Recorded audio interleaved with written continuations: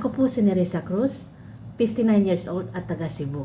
At isang OFW for 34 years. Bakit umabot ng 34 years? Kasi nga, renew, di ba? 12 years sa Brunei at 22 years dito sa Hong Kong. Kaya nga naghahanap ako ng backup income. Kasi nga, sabi ko pag uwi natin sa Pilipinas, anong gagawin natin?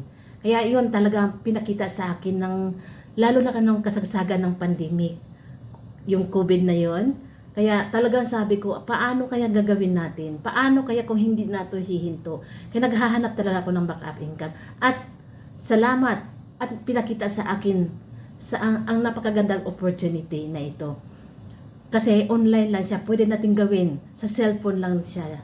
Kaya ang daming pagkakitaan dito dahil sa online business na ito. Hindi lang iisa, basta marami.